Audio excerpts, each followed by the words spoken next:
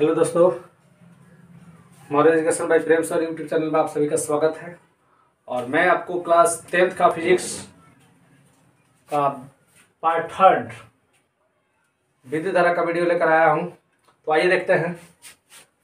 सबसे पहला क्वेश्चन है इसमें आवेश यानी चार्ज क्या है। ठीक है, चार्ज को हिंदी में आवेश बोला जाता है। सबसे पहले इसका डिफिनेशन देखिएगा। किसी पदार्थ का वह गुण जिसके कारण कोई वस्तु वैद्युत आकर्षण या विकर्षण का अनुभव करता है उसको हम चार्ज बोलते हैं। और चार्ज के हिंदी में आवेश। आवेश के सहमात्रक कूलम होता है, हिंदी में उसको कूलम लिखते हैं। और उसका सीजीएस मात्रक पूछेगा तो स्टेट कूलम होता है। ठीक है, चलिए फर्स्ट क्वेश्चन देखते हैं। सेकेंड में देखेंगे संधारित्र का समूहन। तो संधारित्र का समूहन दो प्रकार से होता है, समानांतर क्रम और दूसरा होता है श्रेणी क्रम। तो आइए सबसे पहले श्रेणी क्रम क्या है, समानांतर क्रम क्या है देखा जाए। श्रेणी का मतलब सीरीज, यानी देख रहे हैं कि आपका पहला प्रतिरोध यहाँ जुड़ा है, दूसरा से दूसरा प्रतिरोध जुड़ा है, दूसरा जो है तीसरा से जुड़ा हुआ है। इस प्रकार हम इसको बोल सकते हैं कि श्रेणी क्रम में। यहाँ पर देखिए, यहाँ पर हम धारा का मान जा रहा है आई क्या है, धारा है। यहाँ पर क्या है, इसमें R1 प्रतिरोध उत्पन्न हो रहा है, R1 जो दूसरा से जुड़ा है, R2 जो है तीसरा से जुड़ा है। इस प्रकार इसमें प्रतिरोधों की संख्या R1 R2 R3 है। इसको श्रेणी क्रम में पूछता है कि आपका श्रेणी क्रम में समतुल्य प्रतिरोध का मान क्या होता है, क्या कैसे आता है। तो देखिए आप यहाँ पर वोल्टेज क्या है, V1 V2 V3 है। ठीक है, वोल्टेज और ये प्रतिरोध इसके मान की वजह से, यानी ये देखिएगा, आपको सब लोग जानता है ओम का नियम क्या होता है जी, V बराबर IR। V बराबर IR। यहाँ पर हम देख रहे हैं वोल्टेज V1 V2 V3 है और R का मान जो है R1 R2 R3 है। तो इसकी सहायता से हम लोग समतुल्य प्रतिरोध ज्ञात करते हैं, R बराबर R1 plus R2 plus R3। ये आगे के वीडियो में आपको मिलेंगे। तो जब इस श्रेणी क्रम कहेगा तो आपको क्या करना है, जो भी दिया होगा R1 का मान 5 ओम 6 ओम, क्योंकि जो प्रतिरोध होता है उसका ऐसा मात्रक ओम होता है। तो आपको जो भी वैल्यू ओम में दिया है 5 ओम 10 ओम 12 ओम, आप उसको डायरेक्ट जोड़ दीजिएगा। ऑब्जेक्टिव प्रश्न में जहाँ ऑप्शन होगा उसको लिख दीजिएगा। लेकिन समानांतर क्रम कहेगा उसको बट्टा में रख के जोड़ना है और उससे जो प्राप्त मान होगा तो वहाँ तीछा तीछ गुणा करके R का मान निकालेंगे और वो आपका समतुल्य प्रतिरोध है समानांतर के लिए। यहाँ पर आइए, इसमें क्या लिखा जाएगा श्रेणी क्रम में। तो इसमें क्या होता है, धारा का मान समान होता है इसमें श्रेणी क्रम में, और वोल्टेज जो होता है अलग अलग होता है।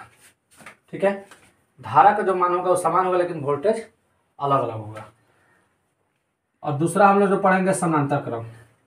तो समानांतर क्रम में क्या होता है जी, तो यहाँ पर देख रहे हैं ये सीरीज में नहीं जुटा है, यानी देख रहे हैं R1 या R2 या R3। यहाँ पर धारा का मान जा रहा है, ये बैटरी जुड़े हैं, यहाँ से करंट जा रहा है I, और इसमें R1 R2 R3 तीन प्रतिरोध उत्पन्न हो रहा है। इसके लिए समतुल्य प्रतिरोध निकालने के लिए फॉर्मूला क्या होता है, इसके लिए होता है 1/R1 equal to 1/R1 plus 1/R2 plus 1/R3। जितना रहेगा उतना हम बट्टा में रख के जोड़ देंगे समतुल्य समानांतर के लिए। इसमें क्या होता है, इस समूह में धारा का जो मान होता है वो अलग अलग होता है, यानी जो धारा होगा करंट होगा वो अलग अलग होगा लेकिन वोल्टेज समान होगा। श्रेणी क्रम में वोल्टेज समान, श्रेणी क्रम में क्या होता है जी, तो धारा समान और वोल्टेज अलग है, लेकिन इसमें वोल्टेज समान और धारा अलग, यही अंतर है दोनों में और कुछ नहीं। अब इसमें हम लोग कुछ चीज जानेंगे, जैसे लघु पथन, खुला परिपथ। जो आप लघु पथन को हिंदी में शॉर्ट सर्किट कहते हैं। जब परिपथ का ऊपरी भाग नष्ट या क्षतिग्रस्त हो जाता है और वो जब एक दूसरे के संपर्क में आते हैं तो वहाँ पे क्या होता है, धारा का मान बढ़ जाता है और शॉर्ट सर्किट उत्पन्न होता है। ठीक है, जिसके कारण से वहाँ चिंगारी भी निकलती है और आग लगने में संभावना रहता है। ठीक है, तो हम उसका डिफिनेशन बोल सकते हैं कि जब कोई परिपथ, ठीक है, खुला परिपथ, चाहे इससे बोल सकते हैं जब कोई परिपथ खराब या नष्ट हो जाने के कारण वे आपस में एक दूसरे के संपर्क में आते हैं। ठीक है, तो ऐसी वहाँ से एक चिंगारी उत्पन्न होती है और उसी घटना को हम लोग लघु पथन कहते हैं, जिसको देहात में शॉर्ट सर्किट कहते हैं कि शॉर्ट सर्किट किया। ठीक है, शॉर्ट सर्किट को बचाने के लिए ये उपाय है कि आप जहाँ पर तार खराब होने वाला है उसको क्या करें, मरम्मत करें या कवर चढ़ा दें। बहुत सारा तरीका है उसको बचाने के लिए, क्योंकि शॉर्ट सर्किट से करोड़ों के सामान को बचाया जा सकता है। अगर शॉर्ट सर्किट हो, कल कारखाने में बिजली प्रयोग कर रहे हैं इससे आग लगने की ज़्यादा संभावना होती है। इसमें आता है खुला परिपथ। खुला परिपथ क्या है आप तो जानते ही हैं, नाम से खुला। इसमें क्या होता है, तो सबसे पहले पूछता है कि खुला परिपथ में धारा का मान। तो जब ये परिपथ खुला है तो धारा का मान क्या होगा जी, 0। जब धारा का मान 0 है तो वहाँ पर डिफिनेट है कि वोल्टेज भी क्या होगी, 0 होगी।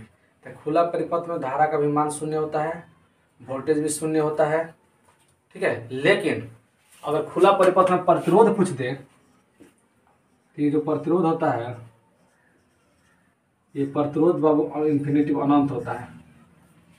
प्रतिरोध खुला परिपथ में क्या होता है, अनंत होता है, ठीक है। इसमें बहुत सारे कुछ मुख्य पॉइंट है जो आपको मैं बताना चाहूँगा।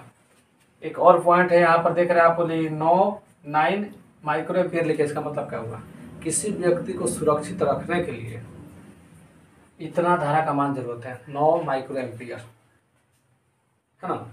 इसमें बहुत सारी छोटी छोटी बातें हैं, जैसे कि मान लीजिए कि किसी भी क्या होता है, मानव शरीर का पूछता है प्रतिरोध कितना होता है। कहीं की किताब में देता है 10,000, कहीं 1,00,000 लिखता है, कहीं 50,000 लिखता है। तो मानव शरीर का याद रखिएगा, भीगे होंगे तो ज़्यादा प्रतिरोध का मान होगा, अगर सूखा है शरीर तो प्रतिरोध का मान कम होगा, ठीक है। अब आइए यहाँ पे, जैसे बहुत सारे बुक में अलग अलग देता है। जैसे यहाँ पर अगर पूछा जाए मानव शरीर के में प्रतिरोध का मान कितना होता है, तो वहाँ 10,000 याद रखिएगा, ठीक है। और भी सारा आपका क्या है वर्ड है, आगे वीडियो में हम लोग पढ़ेंगे। और विद्युत धारा का ये तीसरा वीडियो है। इसका फर्स्ट वीडियो में विद्युत धारा क्या है उसका प्रकार पढ़ाए थे।